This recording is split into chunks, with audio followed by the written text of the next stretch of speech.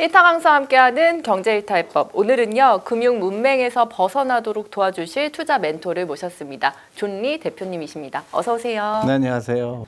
오래간만인데요. 존리 대표고요. 최근에 저는 존리의 부자학교라는 장소를 마련했어요. 그래서 온 국민 부자 되기는 프로젝트를 시작했습니다.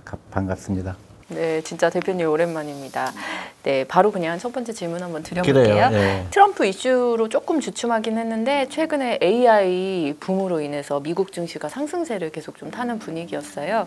AI 뭐 버블이다, 곧 터질 것 같다, 뭐 이런 전망도 같이 있었는데요. 대표님은 좀 어떻게 방향을 잡아야 될 걸로 보시는지. 옛날에 보시면 우리 옛날에 버블이 많았죠. 인터넷 버블이 있었고 닷컴 버블이 있었고. 근데 결국은 그게 대세거든요. 근데 이제 항상 문제는 너무 오버슈팅 할 때가 있어요. 그러니까 인터넷이 좋은데 너도 인터넷이 뭐 굉장한 것 같지만 그때 많은 기업이 도산했잖아요. 또 AI도 마찬가지로 우리 미래에 엄청난 변화가 주는 건 확실하죠.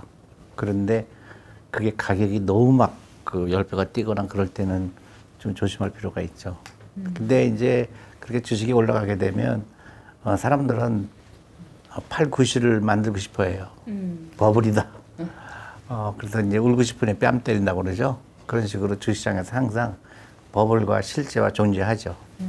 그럼 일단은 조금 쥐고 있는 그러니까 너무 익사이딩 할 필요도 없고 제일 중요한 거는 내가 뭐 요새 엔비디아 유행하잖아요. 네. 그럼 엔비디아가 그걸 팔아라 뭐 이런 게 아니라요. 소위 얘기해서 마켓 타이밍이라고 그러는데 그런 건 좋은 방법이 아니고 내가 엔비디아가 무조건 가는 거다. 그래서 뭐 내 재산의 뭐 50%를 엔비디아에 사야 되겠다. 이런 거 하지 말라는 얘기고요. 내 포트폴리오의 한 5% 이렇게 그렇게 꾸준하게 투자하는 게 좋다는 말씀이죠. 미국 증시와는 달리 한국 증시는 계속 박스권에 갇혀 있는다는 뭐 의견도 있는데요.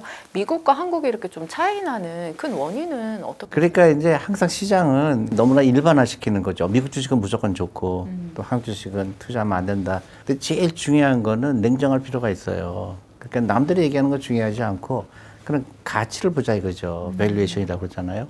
미국 주식이 저렇게 막 핫한데 특히 이제 미국 주식이 올라갈 수밖에 없는 이유가 ETF예요. 너도 나도 뭐 S&P 500 ETF. 그게 자체가 나쁜 게 아니라 좋은 투자 방법이지만 돈이 너무 많이 몰리는 거예요, 그쪽에.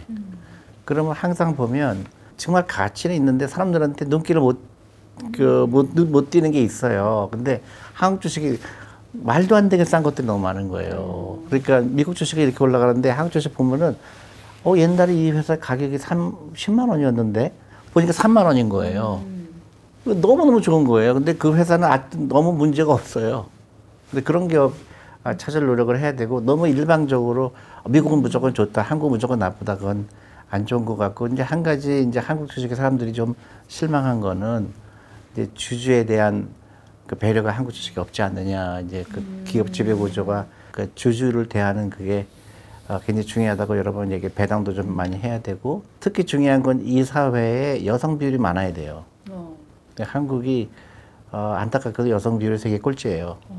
그러니까 그게 이제 기업 문화거든요. 기업 문화가 정말 변할 수 있는 문화냐, 없느냐, 그게 이제 중요한데 아직 한국 기업이 그런 거를 잘 안 보이는 거죠. 옛날에 그 엘리엇이라는 회사 기억나세요? 네. 그 삼성에 투자해서 요구 조건이 많았잖아요. 그 기업이 일본에 갔어요. 그래서 일본에 뭐 스미토모라든지 뭐 그런 일본 기업들한테 투자를 해서 요구 조건이 있었어요. 예를 들어서 너무 그 불합리한 자산을 매각하라든가 주주들한테 더 많이 환원을 해라든가. 근데 그거를 일본 기업도 한국 기업과 비슷했거든요. 굉장히 외국의 투자가들이 와서 요구하는 거에 대해서 우리는 상관 안 해. 마음대로 해. 그런 태도를 보이다가 일본이 정신을 차리기 시작했어요. 그 일본 정부에서 강력하게 드라이브를 걸었죠. 그래서 일본 기업이 변화를 하기 시작했고요. 그래서 어떤 일이 일어났죠? 30년 동안 일본 지수가 이렇게 되는 게 단순해. 그거거든요. 한국도 그게 필요해요. 한국 기업이 외국 기업과 경쟁하려면 이제 문화의 변화가 필요하죠. 최근에 그 미국이 중국 반도체 수출을 뭐 더 엄격하게 규제할 것 같다 이런 소식에 우리나라 그 반도체주가 약세를 보였는데요. 미국 이제 대선을 전후로 삼성과 SK 하이닉스 좀 전망을 해주시자면. 그게 이제 그 항상 그 정치적인 거 이제 미국이 반도체 경쟁력을 다 잃었잖아요. 한국 기업, 타이완 기업, 이제 중국 기업으로 가니까 트럼프 같은 경우는 이제 그걸 다 미국이 다시 가져와야 된다. 이제 그게 쉽지는 않을 거예요. 왜냐면 그 이제 그 정치적인 프로파간다죠. 나는 이제 아메리카를 다시 또 그 부흥시키겠다. 그런데 그 생태계가 있잖아요, 반도체. 그거를 뭐 미국 대통령이 그걸 한다고 그래서 뭐 관세 올리고 그러면 그게 될 것 같지만은 그렇게 쉽지는 않을 거고 생태계를 바꾸는 건 시간이 걸리고요. 심지어 우리 중국 막 공격하잖아요. 네. 그래서 막 관세 올리고 그래서 어떻게 됐죠? 미국이 인플레이션 엄청나게 많은 고생을 하잖아요. 그러니까 그 대통령이 하나 바뀌었다고 그래서 그렇게 엄청난 일이 일어날 거라고 보지 않고 이제 걱정은 되죠.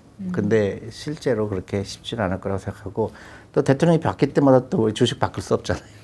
근데 정치적인 그런 그 구호는 그렇게 오래가지 못한다고 제가 경험이 그래요. 최근에 트럼프 재선 가능성이 높아지면서 전기차, 뭐 재생 에너지에는 재앙이다, 막 이런 얘기도 있고요. 뭐 국채 에너지주 이런 쪽에 투자한 분들의 근심이 좀 큰 것 같더라고요. 그것도 마찬가지로 트럼프라는 사람이 그렇게 한다 그래서 그게 뭐 전기차를 갑자기 뭐 전기차에 중점을 안 준다든가 그거는 쉽지 않을 것 같고요. 결국은 그 전기차로 갈 수밖에 없고 누가 더 싸게 만드느냐, 누가 더 그 원가를 절감하느냐 그게 가장 중요하지. 트럼프 대통령이 뭐 나는 그렇게 한다고 그래서 그리고 많은 사람들이 금이나 뭐 은이나 이런 거를 안전자산이라고 생각하는데요. 그게 안전자산이 아니에요. 금이 왜 안전자산이죠? 제일 안전자산은 주식이에요.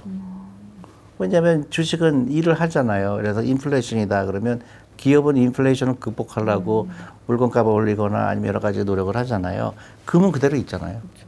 근데 그건 안전자산이 아니죠. 그러니까 금에 투자하는 거는 이런 분들이에요. 예를 들어서 내가 이제 재산이 500억인데 500억 지키고 싶지. 그게 떨어지는 건 불안한 거예요. 그런 사람들이 금을 하는 거예요. 돈은 크게 안 벌어도 그래도 금은 그대로 그 인플레이션은 극복하더라. 그러니까 하는 거지. 그 레이 달리오가 그랬다. 그래서 뭐 4분의 1은 뭐 금이나 이런 데 투자하고 뭐 그런 거는 의미가 없고요. 젊은 사람들은 무조건 주식에 투자해야 되죠.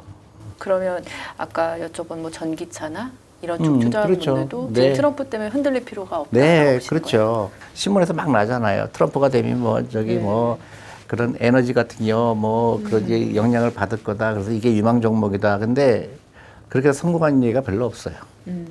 최근에 또 환율이 거의 1,400원 육박할 정도로 지금 강달러를 보이고 있잖아요. 이렇게 고환율 시대에는 투자자들이 어떻게 좀 투자를 하면 좋을까요? 그거하고 나하고 상관이 없어요. 고환율이라고 해서 내가 뭘 하겠어요. 그러니까 그건 이제 매크로한 거잖아요. 그러니까 한국 사람처럼 똑똑한 사람들이 없는 것 같아요. 미국의 뭐 금융이 뭐 이번에 이자를 올리냐 연준이 막 하느냐 그렇게 외국 사람들은 그렇게 똑똑하지 못해요. 근데 한국 사람들은 굉장히 민감하게 얘기하는데 내 주식 투자하는 거에 그렇게 환율이라든가 이자율에 그렇게 민감할 필요 없어요. 예를 들어서 뭐 환율이 어떻다고 그래서 내가 주식을 좀 줄여야 되겠다, 늘려야 되겠다. 이거는 별로 의미가 없어요. 근데 이런 경우는 있죠. 그러니까 환율이 그렇게 고환율이 되게 되면 아무래도 수출 기업은 좀 잘 되겠지. 뭐 그런 거 있고요. 인플레이션이 좀 높다 그러면은 이제 보통 이제 그 테크놀로지 주보다는 자산주 그러니까 그 성장은 좀 높지 않지만 그런 그 밸류 스탁 그런데 조금 더 비중을 늘린다고 할 수는 있겠지만 내 포트폴리오가 그렇게 매크로 때문에 바뀌거나 그러면 좋은 방법이 아니에요. 그럼 대표님은 투자하실 때 환율은 이제 크게 조금 보시지 않는? 네, 환율은 내가 이거를 그 환율이 높다고 그래서 낮다고 그래서 내가 할 수 있는 게 없어요. 내가 할 수 있는 거는 내 투자 철학이죠. 그러니까 장기 투자하고 그 다음에 그 기업에 투자하는 거지 매크로 갖고 투자하는 게 아니거든요. 내 기업이 내가 어떤 기업에 투자했는데 아니면 ETF를 투자하거나 근데 그 기업이 환율이 좋을 때도 존재하고 나쁠 때도 존재하지만 회사는 항상 극복하려고 노력하거든요. 원자재가 오르게 되면 원자재를 줄이는 방법을 생각하게 되고 또 환율이 문제가 되면 그 환율 때문에 회사에 어떤 영향을 미칠까 항상 노력을 하거든요. 근데 내가 할 수 있는 건 방법은 없어요. 근데 사람들은 자기가 하려고 그러죠. 환율이 높아서 어떻게 하려고 그래요. 그죠? 가상자산 투자는 대표님은 좀 어떻게 보세요? 가상자산은 정확하게 이게 가상자산이 어떻게 될 거라는 거는 이해를 못하고 있기 때문에 제가 투자를 개인적으로 안 하는데요. 근데 요새 뭐 ETF도 나오고 그렇죠. 이제 많이 하니까 꼭 해야 되겠다 생각하는 분들은 내가 항상 얘기하는 게 한 자기 재산의 한 1, 2%는 해도 좋겠다 그렇게 생각이 들지만 근데 가상자산에 투자해서 돈 많이 번 사람들이 있잖아요. 그렇죠. 내가 할 말이 없어요. 근데 그렇지만 이게 방향성이기 때문에 굉장히 올라갔다가 굉장히 또 하락을 크게 할 수 있기 때문에 내가 알지 못하는 걸 투자하면 내가 잠을 못 자잖아요. 그렇죠. 내가 어떤 기업에 투자했는데 주식 가격은 20% 하락했지만 회사는 매출액이 전혀 문제가 없고 잘 번다 그러면 나는 잠을 잘 수가 있죠. 그건 가격이 떨어진 거지 회사에 문제가 있는 건 아니잖아요. 근데 항상 그렇게 생각하는 습관을 가져야 돼요. 내가 투자한 기업이 문제가 없는지 그것만 보면 돼요. 근데 사람들은 가격을 보려고 그래요. 근본적으로 틀리죠. 내가 가격을 맞추려고 그러니까 얼마나 힘들어요. 근데 내가 회사를 보니까 어떤 때 올라가고 어떤 때 내려가는데 5년 있다 보니까 2배가 되고 3배가 돼 있는 거거든요. 그러니까 보는 관점이 굉장히 틀리죠. 회사를 봐야 되는데 우리 환율을 보고 또 온갖 걱정이 많아요. 또 트럼프까지 걱정해야 돼. 그죠? 그러니까 주식 투자를 못해 두려워서 또 트럼프가 될까 또 다른 사람이 될까 트럼프가 된다면 뭐 이런 에너지주가 문제가 있다는데 뭐 전기차가 문제가 있다는데 그러면 어떻게 살아요? 주식 가격은 그렇게 움직이지 않아요. 고금리 예적금 시대지만 그럼에도 좀 주식을 투자해야 되는 이유를 좀 설명해 주시죠. 그러니까 그 은행 이자를 가지고 내놓으게 되는 거는 그건 항상 그랬어요. 항상 불리한 거예요. 그러니까 은행은 어떻게 되죠? 은행은 사람들한테 예금을 받아서 빌려주는 일을 하잖아요. 그러면 잘 생각해 보세요. 내가 은행에서 3% 받았는데 은행은 그거를 누구한테 빌려줘서 5%를 받는다. 그러면 내가 은행에 넣어서 3% 받는 것보다 내가 은행 주식을 갖고 있는 게 낫죠. 그 원리예요. 그러니까 주식에 투자하는 게 가장 안전한 방법이다. 근데 대신에 이제 단기적으로는 변동성이 있죠. 주식시장은 변덕스러우니까. 그렇지만은 내가 30대다, 20대다 그러면 무조건 주식에 투자해야 되죠. 은행에 넣으면 절대로 안 되죠. 그리고 옛날에는 이제 은행의 시대였죠. 네. 은행이 경제 발전에 굉장히 도움이 됐죠.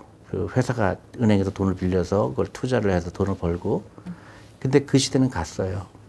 미국의 금융기관 하면은 옛날에 시티은행이라든가 뭐 뱅크 오브 아메리카라든가 이런 얘기 안 하죠. 너무 초라해진 거예요. 지금 모르는 얘기하죠. 블랙락을 얘기하잖아요.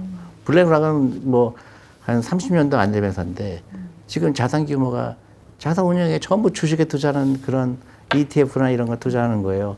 블랙락 하나만 해도 1경이 넘거든요. 근데 그게 불과 한 회사예요. 그러니까 100개의 회사 중에서 한 90개가 미국 회사예요. 그러니까 우리나라가 갈 길이 멀죠. 그래서 금융업이 답이다.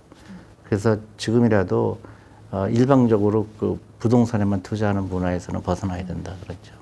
대표님이 회사를 보고 회사 가치를 보고 이제 투자를 한다고 얘기를 해주셨는데 그럼 대표님은 요즘에 좀 눈여겨보고 있는 산업이나 뭐 섹터 뭐 이런 전체적인 큼직한 건 뭘 좀 보고 계세요? 처음에 우리 한국이 발전 보면요. 첫 번째는 어떤 산업이었을까요?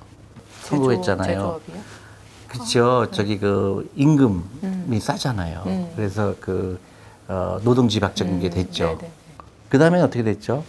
그 다음에 이제 노동집약적인 거에서 옮기면서 그 다음에 자본집약적인 거 되죠. 그러니까 막 큰 공장 지고 그 뭐 화학, 뭐 자동차, 철강. 그러니까 이제 대규모 투자가 들어가서 우리 경제가 살았잖아요. 그럼 앞으로는 어떻게 될 것 같아요?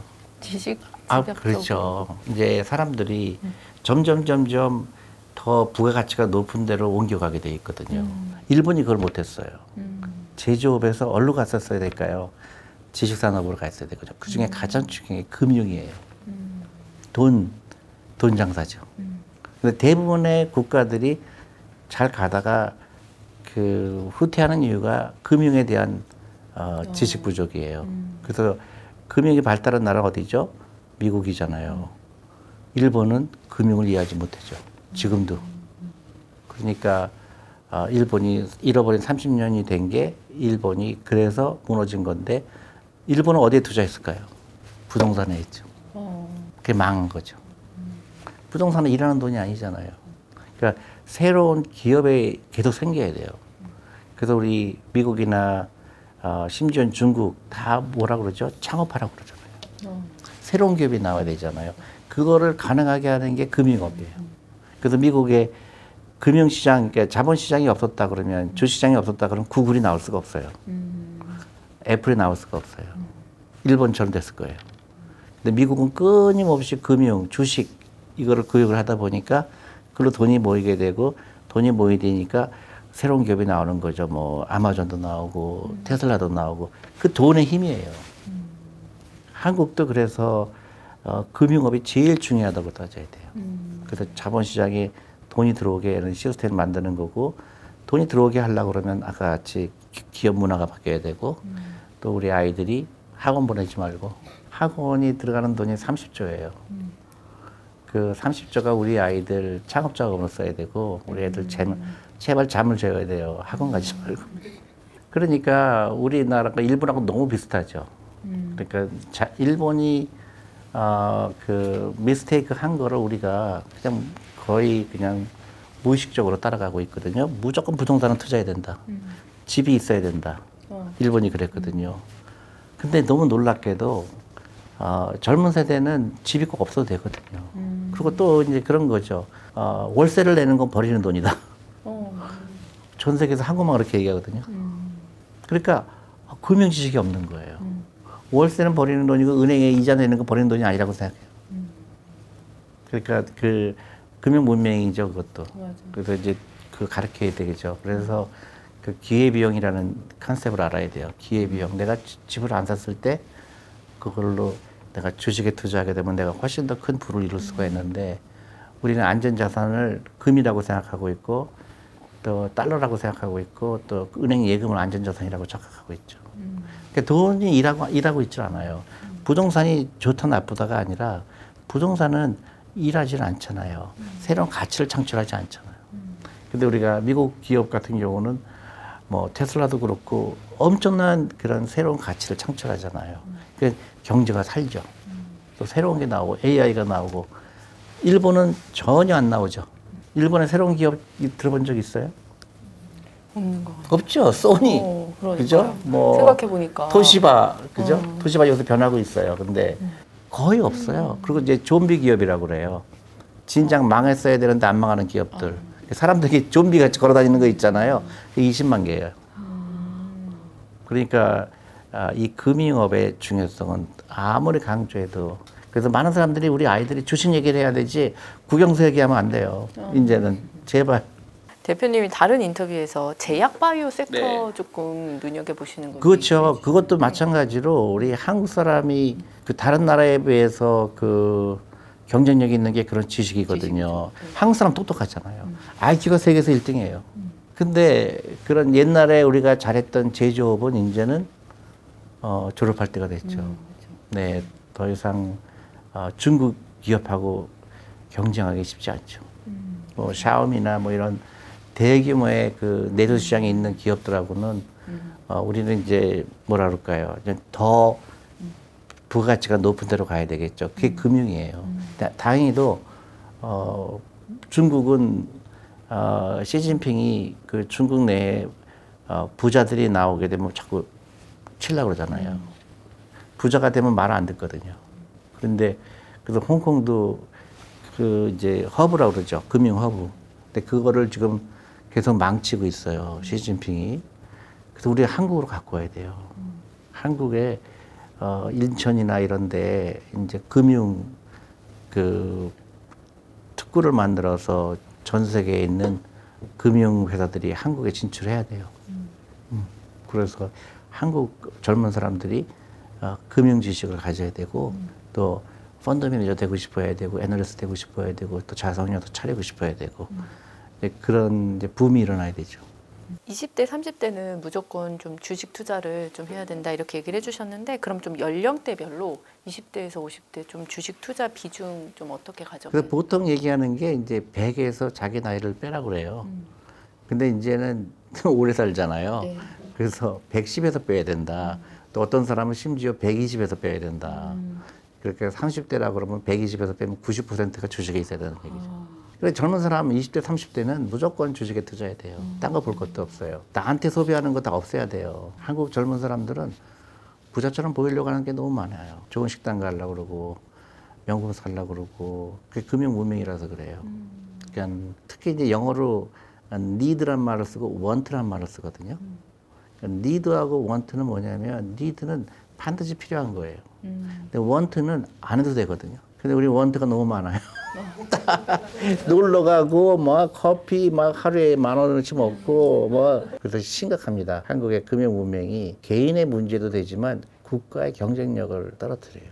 미국이 이렇게 된 이유는 1975년에 연금 개혁을 했어요. 네. 결정적이었어요. 월급쟁이들이 아무리 가르쳐도 노준비 안 하잖아요. 그래서 안 되겠다. 강제로 한 거예요. 그래서 월급쟁이들한테 월급의 10% 무조건 띄고 대신에 미국의 기업들한테 많이 그걸 요구했죠. 당신네 기업의 직원들이 그 어려운 크지 않은 그 월급 가지고 10%를 하게 되면 당신네도 좀 도와줘라. 그래서 매칭을 하게 했어요. 저 같은 경우도 내가 월급이 10% 하면 회사가 50% 더 넣어줬어요. 내가 1,000불 넣으면 500불을 넣어주는 거예요. 공짜로. 그러니까 안 하면 바보잖아요. 그 결과가 미국의 그 자본시장에 돈이 많이 들어오게 되고 또 새로운 기업이 생기게 되고 그게 엄청난 효과를 왔죠. 근데 한국도 그래야 되는데 이제 소위 얘기해서 이제 퇴직연금의 DC형이 그런 건데요. 퇴직연금의 DC형이 대부분 어디 들어가 있는지 아세요? 은행 예금에 들어가 있어요. 몇십 조가. 난 너무 마음이 아픈 거예요. 젊은 사람들이 자기 돈을 그냥 안전자산이라고 착각하는 거예요. 원금 보장. 원금 보장이라는 거를 하는 얘기는 이거나 마찬가지예요. 오늘 내가 출근 안 할래. 왜냐하면 내가 오늘 가다가 교통사고 날지도 모르기 때문에. 그래서 똑같은 얘기예요. 그러니까 무지한 거죠. 근데 이 편견을 깨트리는 게 금융 문명 탈출인 거죠. 대표님은 투자할 때 장기 투자가 좋다고 저번에 나오셨을 때도 얘기해 주셨던 게 기억에 남는데 근데 그럼에도 이제 팔아야 되는 순간들이 있잖아요. 대표님은 매도 타이밍을 좀 언제 보세요? 안 파는 게 답인데 파는 때가 있죠. 파는 게 예외죠. 옛날에는 잘 됐는데 세상이 바뀐 거예요. 아까 얘기했잖아요. 그 자본집약적인 산업이 잘 돼서 뭐 포항제철이니 뭐니 돈을 엄청나게 잘 벌었는데 한국에 더 이상 경쟁력이 없어진 거죠. 왜냐하면 중국이란 나라 또 한국의 임금이 올라가니까 더 이상 이런 기업은 옛날같이 그런 영광을 하기 힘들다. 스위치하는 거예요. 한 번에 하는 게 아니라 다행히도 새로운 기업이 나오죠. 그래서 조금씩 옮겨가는 거예요. 내가 있는 거를 막 파는 게 아니고 또 하나는 돈이 필요할 때. 그죠? 돈이 필요하니까 팔겠죠. 그 다음에는 가끔가다 그럴 때가 있어요. 아까 AI 말씀하셨는데 이 정도는 아닌데 너무 많이 오르는 거예요. 내가 이 회사가 좋은 건 맞는데 10배가 오르는 거예요. 그러면 내가 어느 정도 테이크 프로핏 하는 것도 괜찮겠다. 예를 들어서 요새 뭐 2차 전지 같은 경우 막 상상 못하게 올라갔잖아요. 그렇죠. 그런 경우는 이건 말이 안 된다. 시가총액이 50조라는 건 말이 안 돼. 그렇게 버는 게 많이 버는 것 같지 않은데 너무 오버슈팅한 거죠. 그런 경우에 좀 프로핏 테이킹 하는 거고요. 그 다음에 이런 경우 있어요. 내가 잘못 판단할 때가 있어요. 난 좋다고 생각했는데 아니까 내가 너무 성급하게 투자한 거예요. 그때는 내가 잘못했구나, 잘못 봤구나 그럴 수도 있죠. 근데 절대로 하지 말아야 될 게 나는 20% 벌었으니까, 30% 벌었으니까. 그러니까 제일 잘못된 게 20% 벌면 팔았다가 또 20% 손해 보면 손절매하고. 그리고 맨날 들여다보는 사람들 절대로 성공적인 투자가가 될 수가 없어요. 훈련이죠, 훈련. 그러니까 내가 이 기업을 산 이유가 이 기업이 내가 동업하고 싶은 기업이냐, 내가 정말로 감동받을 만한 기업이냐, 이 회사의 CEO는 어떤 사람이냐, 이게 중요하지. 아, 뭐 차트 보고 막 이거 20% 올랐으니까 뭐 쌍봉이 어떻고 막 이런 거는 정말로 그거는 그 투자가 아니라 그건 도박장에 간 거죠. 카지노에 가서 돈 번 사람 없죠. 안타깝게도 우리 그런 걸 잘 안 가르쳐 줘요. 저는 우리 아이들한테 그 창업가가 어떤 사람인지, 이 회사는 어떻게 돈을 버는 건지, 이 회사는 어떻게 경쟁을 이기는 건지. 예를 들어서 요새 많이 이렇게 트럼프 얘기 나왔다. 그럼 트럼프가 저렇게 될 때 이 회사 전략은 어떻게 될까? 그런 게 궁금해야죠. 근데 트럼프 나왔으니까 야 일단 팔고 보자. 뭐 이런 거라든가 이제 그거는 카지노에 간 거죠. 주식 투자하면 성장주, 가치주 얘기 참 많이 하는데요. 좀 정확하게 차이를 짚어주시고 포트폴리오상 비중 좀 어떻게 가져가면 좋을지도 얘기해. 성장주라는 거는 내 미래를 보고 투자하는 거고, 그다음에 이제 뭐 가치주라 그러면 성장은 좀 덜하지만 그래도 꾸준하게 1년에 5%씩 번다든가 배당을 많이 해준다든가. 근데 그거는 어느 게 옳은 게 아니라고 제 생각으로는 선호도예요. 그렇게 돈 크게 버는 걸 원하지 않아. 근데 꾸준하게 이 회사가 캐시카우가 있고 꾸준하게 배당을 해주니까 나는 이런 기업이 좋아. 그러면 그런 기업을 많이 사는 거고요. 저는 그냥 사고 싶은 회사 주식을 샀더니 그게 성장률은 몇 %가 되고 이런 거지. 내가 미리 내 재산의 한 50%는 뭐 60%는 성장주에 있어야 되겠다. 그런 건 없어요. 그러니까 결과물이에요. 그러니까 내가 예를 들어 테슬라가 너무 좋아서 테슬라 산 거예요. 근데 주식 가격이 많이 올랐어요. 그래서 이제 비중이 올라가고 그렇게 된 건 있지만 내가 일부러 의도적으로 성장주는 얼마큼 있어야 되겠다. 그런 건 없었어요. 종목이 아니라 ETF 투자하시는 분도 많잖아요. 네네. ETF 투자 좀 어떻게 보세요? 저 굉장히 좋은 방법이라고 생각해요. 왜냐하면 신경을 다 쓸 수가 없잖아요. 그리고 너무나 다양하게 ETF가 나오니까 그 다음에 ETF를 살 수밖에 없는 게 연금저축펀드 계좌부터 투자해야 되거든요. 근데 거기는 ETF 저기 펀드밖에 안 되잖아요. 펀드 중에서 ETF가 가장 좋은 방법이거든요. 그러니까 ETF밖에 살 수가 없어요. 그러니까 연금저축펀드 1년에 1,800만 원은 채워야 되거든요.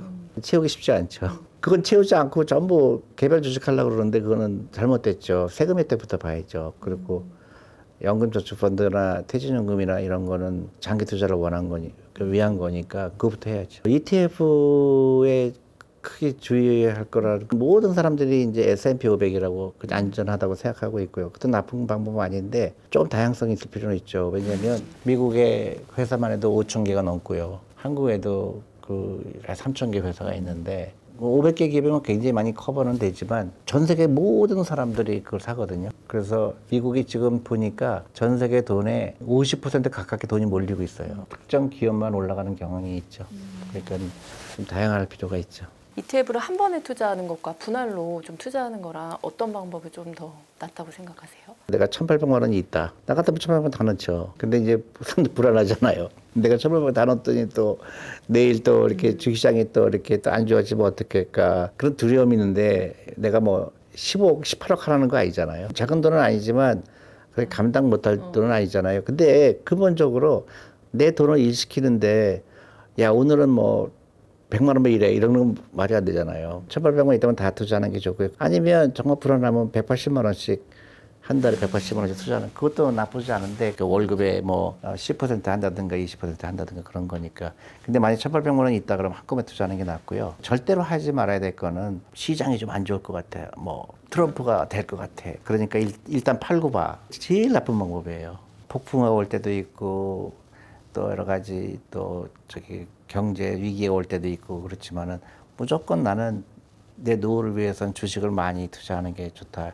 그런 마음으로 해야 돼요. 그러면 언젠가는 그게 잘했다 생각하는데 너무나 많은 사람들이 타이밍을 맞추려고 그래요. 야, 일단은 팔고 보자. 또 시장이 다시 좋아할 때 들어가면 되지. 예를 들어서 주시장은 참 예측하기 힘들잖아요. 그래서 이제 가장 많이 올랐을 때 5번을 놓치게 되면 수익률이 거의 망가져요. 근데 나쁠 때고 좋을 때고 투자한 사람은 그 높은 수익률을 가질 수 있는데 인간은 이제 그걸 자기가 맞출 수 있다고 생각해요. 예를 들어서 코로나 때 사람들이 다 많이 팔았죠. 코로나 때 주식 많이 올랐죠. 굉장히 변덕스럽거든요. 또 금융위기가 왔다고 그래서 미국이 난리를 쳤잖아요. 근데 그때 주식이 제일 많이 올랐거든요.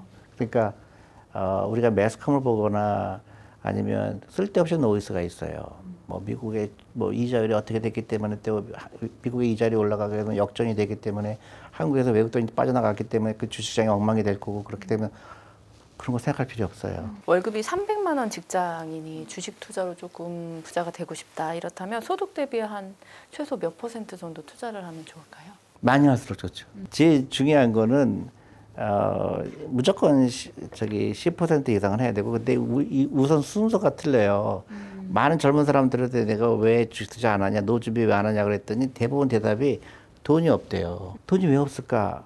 보니까 다 쓰고 나서 없는 거야.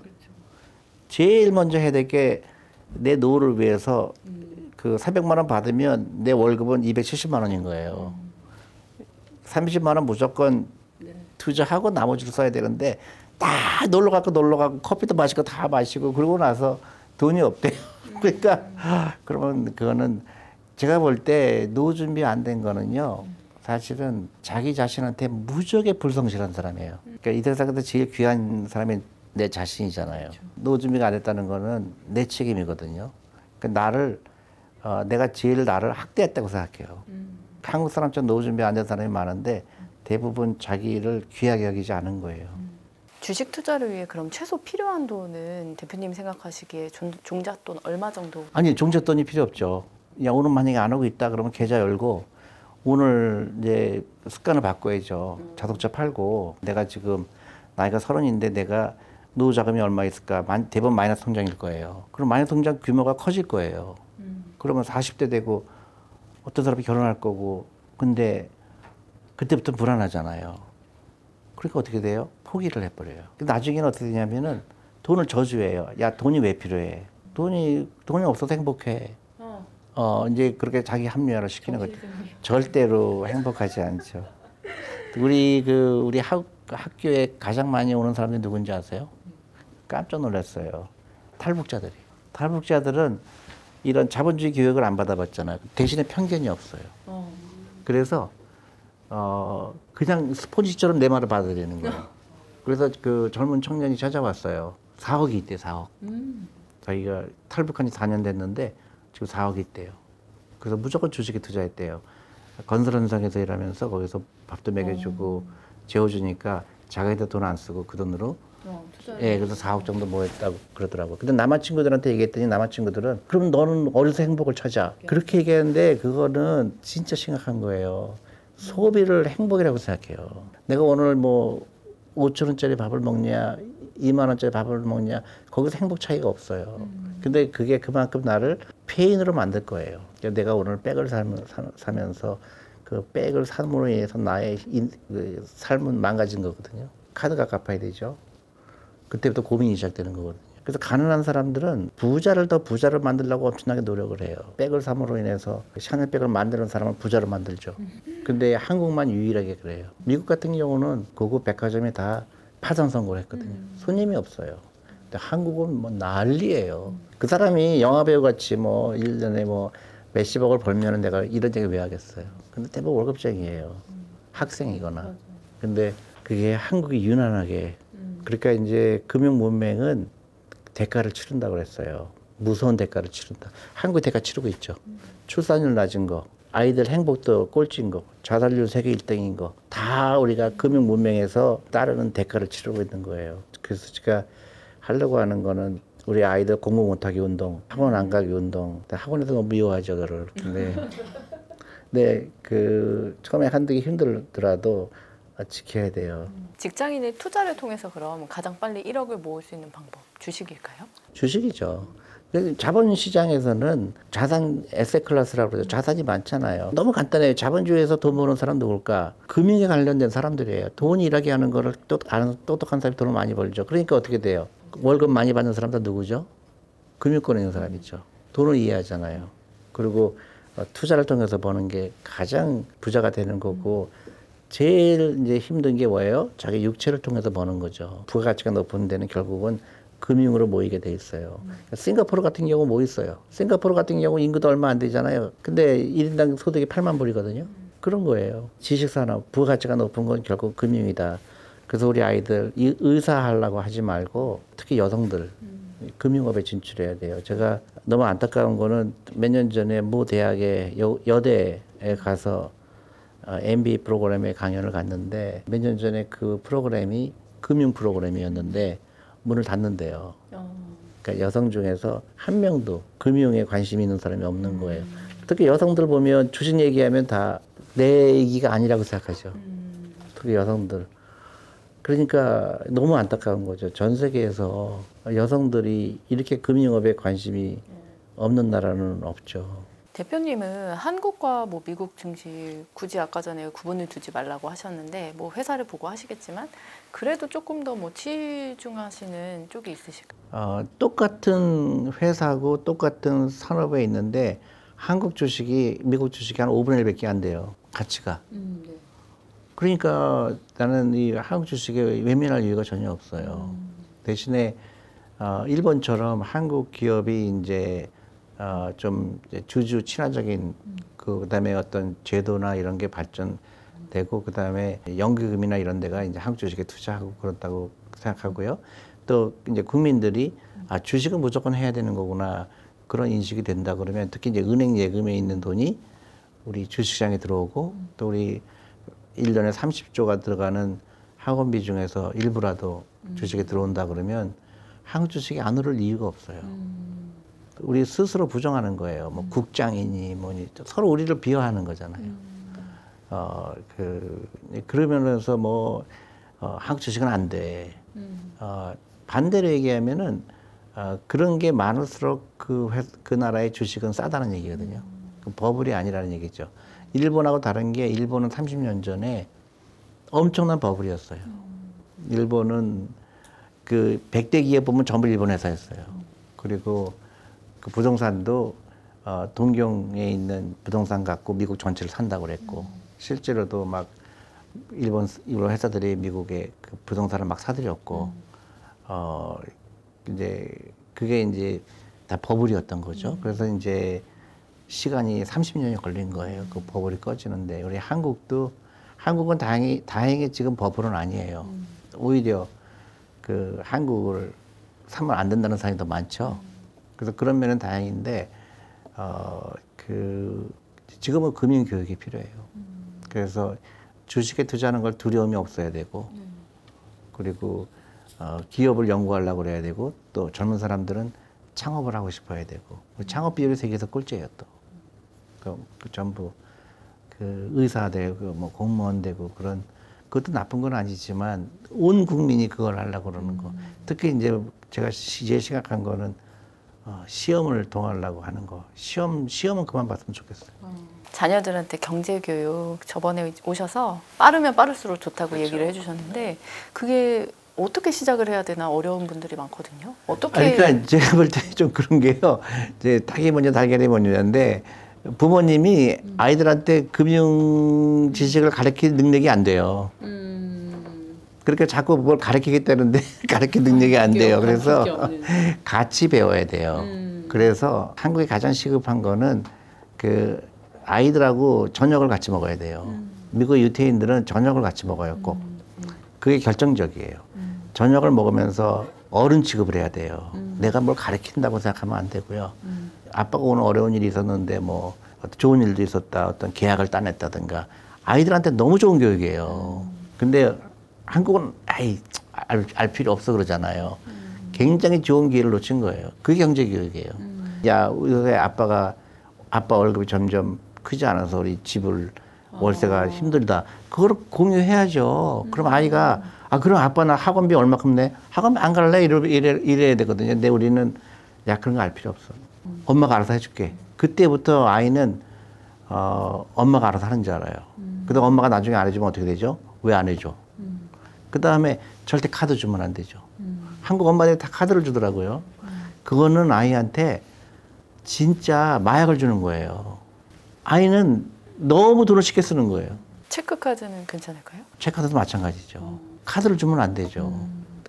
우리 애가 기가 죽으면 안 돼요. 기가 죽어야 돼요. 아니 돈이 없으면 기가 죽는 걸 알아야죠. 근데 이제 엉망인 교육이에요.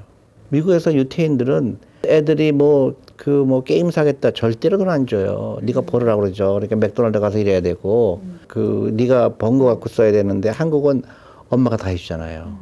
그러니까 아이는 나중에 컸을 때 엄마가 안 해주면 어떻게 되죠? 뺏으러 가요. 뺏으러 갑니다. 그게 금융교육이에요. 근데 신기하게도 미국의 그런 창업한에서 큰 뭐 억만장자가 된 사람들 보면 부모가 돈이 많은 사람이 거의 없어요. 엔비디아의 젠 후안 같은 사람은 그 미국에서 그 소년원에 있는 애들이 다니는 학교 다니더라고요. 한국처럼 뭐 그 어렵게 사교육해서 좋은 고등학교 가서 다 쓸데없는 거예요. 그런 엄마 생각이에요.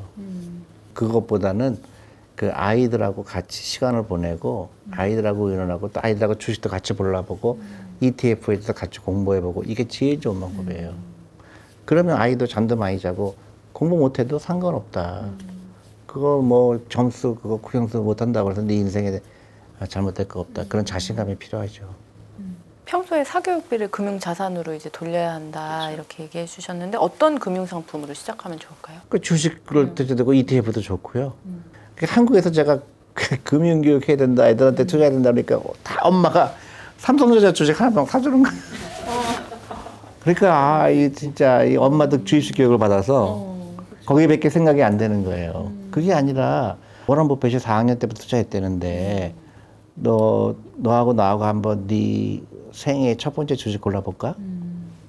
뭐 잘못될 수도 있고 잘 될 수가 있지만 이유가 생기잖아요. 내가 엄마 나 이 주식 좋아하는 이유가 뭐 여러 가지 황당한 이유가 될 수도 있겠죠. 뭐 만약에 게임 회사다 그러면 내가 매일 이 게임 하고 있어. 근데 이 게임 너무 잘 만들어. 그게 이제 그렇죠. 그 스타팅 포인트죠. 유명한 그 스토리가 있어요. 최근에 그 할머니가 그 손주 딸한테 미국의 얘기인데요. 그 디즈니 주식을 사줬나 봐요. 그래서 할머니가 네가 이제부터는 디즈니 주인이 됐다. 그래서 그 아이가 계속 그 디즈니 주식을 샀고요. 주식총회 때마다 거기 간 거예요. 그리고 그래서 이제 너무 신기해서 그 기자가 크게 인터뷰를 했어요. 뭐 하고 싶니? 나는 언젠가 디즈니의 CEO가 되고 싶다. 나처럼 디즈니에 대해서 많이 아는 사람 없다. 그래서 지금 디즈니 사장한테 얘기했어. 얘가 당신 잡을 노리는 것 같다. 그러니까 너무너무 좋다. 이런 아이들이 그게 진정한 주식 공부예요. 그래서 아이들이 꿈을 꾸는 거예요. 나는 이렇게 경영하고 싶어. 나는 이런 걸 창업하고 싶어. 그게 진짜 상교육이죠.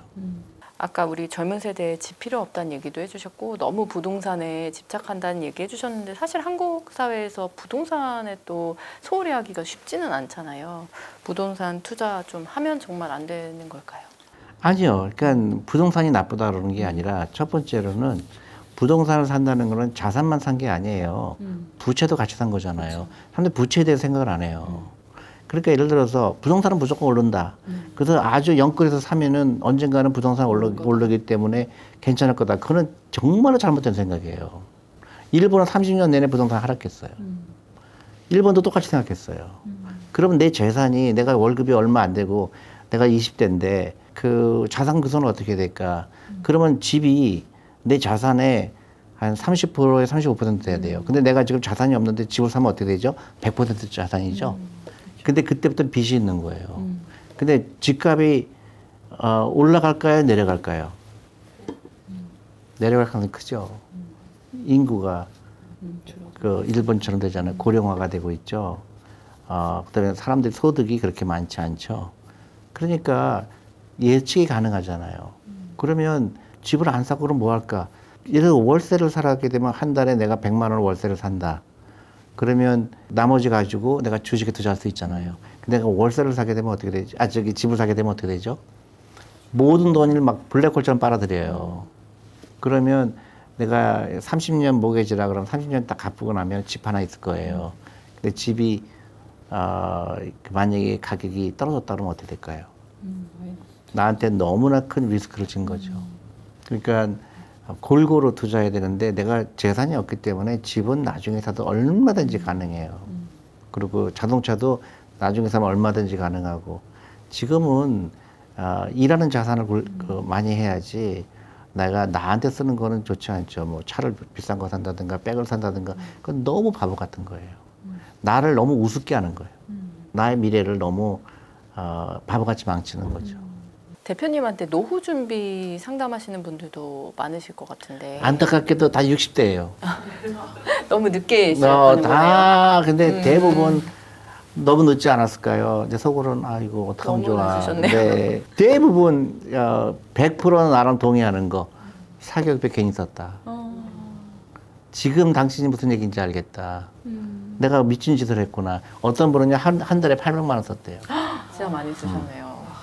그리고 아이가 미국에 유학도 갔다 오고 돈을 다 쓰고 있는 거 다 팔아서 했는데 취직이 잘 안 된대요. 왜 취직이 왜 안 될까요? 너무 고학력이라 눈이 높아져서. 그럴 수도 있지만 돈 버는 걸 공부한 적이 없어요. 하기만 딴 거예요. 근데 그 기업 입장에서는 쓰고 싶지 않죠. 회사에서는 이 사람이 진짜 돈을 벌어볼 사람인지 부지런한 사람인지 이게 중요하지. 나 어디서 박사학위 받았어요. 나 어디서 뭐 석사학위 받았어요. 하나도 중요하지 않은데 그 사람은 일생을 바쳐서 그거 한 거예요. 그것도 과외비 쓰고 그것도 엄마는 좋았겠죠. 기분 좋았겠죠. 우리 애 어른 학교 나왔다 뭐. 근데 하나도 필요 없는 거거든요. 밸런스가 되지 않은 라이프인 거예요. 그럼 조금 더 일찍 뭐 30대, 40대, 50대 이렇게 노후 준비를 한다면 조금 어떻게 하면 좋을지. 그러니까 이제 라이프 스타일을 바꾸는 수밖에 없어요. 내 라이프를 들여다보는 거죠. 내 월급이 얼마고 그 우선순위가 어디였나. 그동안 내가 뭐 놀러 가는 게 그랬나. 가능한 한 이제 무조건 내가 돈 벌면 잘못 나가는 돈은 다 쳐내고 제일 중요한 건 노후 준비. 예를 들어서 연금저축펀드에 뭐 ETF를 산다든가 그거를 바꾸고 그다음에 내가 너무 과도하게 잘못된 라이프가 뭘까? 막 식당을 너무 많이 간다든가 아니면 자동차를 너무 비싼 거 샀다든가 그러면 다 그거 치워야 되겠죠. 그래서 심플하게 살아야 되고요. 많은 사람들이 그렇게 해요. 그러면 언제 나는 즐기죠? 검소하다는 거에 대해서 한국은 잘못 이해를 하고 있어요. 내가 돈을 안 쓰면 불행하다고 생각해요. 내가 여행을 안 가면 불행하다고 생각해요. 남들 여행 갈 때 나는 안 가면 너무 좋은 거예요. 근데 공항에 갔을 때 막 그 여행 가려고 막 그냥 줄이 몇백 미터 서 있는 거 보면 넌 도저히 이해가 안 가. 저렇게 가난하게 되려고 노력을 할까. 근데 대표님은 그럼 힐링을 어디서 하세요? 대표님의 힐링은? 아니, 그냥 나의 철학인 거죠. 내가 돈이 많다고 그래서 돈 쓰고 싶은 생각도 없고, 남들 다 골프 친다고 그래서 나 골프 안 치는 이유가 너 돈이 아깝고, 그 시간이 아까운 거예요. 내가 뭐 돈이 없고 그런 이슈가 아니에요. 그러니까 즐거움이 다른 게 있는데 우리는 주위 사람들의, 그러니까 예를 들어서 너 그렇죠. 어렸을 때부터 너 몇 평에 사니? 우리 집은 50평인데 너네 집 30평이지. 그것보다 잘못된 거예요. 우리는 평생을 비교하면서 살았어요. 한국에 오니까 그래. 자동차 뭐 있어? 우리 없어. 전부 차를 몰고 오는 게 보면 나 너무 신기한 거예요. 아니, 지하철이 바로 앞인데. 그래서 제가 우리 부자 학교도 제가 질문해요. 그 지하철에서 내리면 딱 2분 거리거든요. 근데 차를 몰고 오는 거예요. 맨날 전화가 어디 파킹하면 되냐고 해서 내가 그 파킹하려고 그러면요. 거긴 또 굉장히 비싸요. 막 몇만 원씩 받아. 하루에 4만 원 받고 막 이래요. 도대체 이해가 안 가는 거예요. 근데 왜 차를 몰고 올까? 습관이에요. 가난하게 되는 습관인 거예요. 차가 없으면 지하철 타고 2분이면 오고 그다음에 운전할 필요 없죠. 그리고 너무 즐겁잖아요. 그게 자신감이에요. 남하고 비교하지 않는 거. 노후에 대한 투자 중에 연금 투자 좀 어떻게 하는 게 좋고 또 전체 노후 자금 대비 차지하는 비율을 어떻게 가져가면 좋을까요? 이게 스텝 바이 스텝으로 해야 되죠. 그러니까 퇴직연금, 자기가 직장에 있으면 퇴직연금 갖고 어떻게 할 것인지. 그다음에 연금저축펀드, IRP.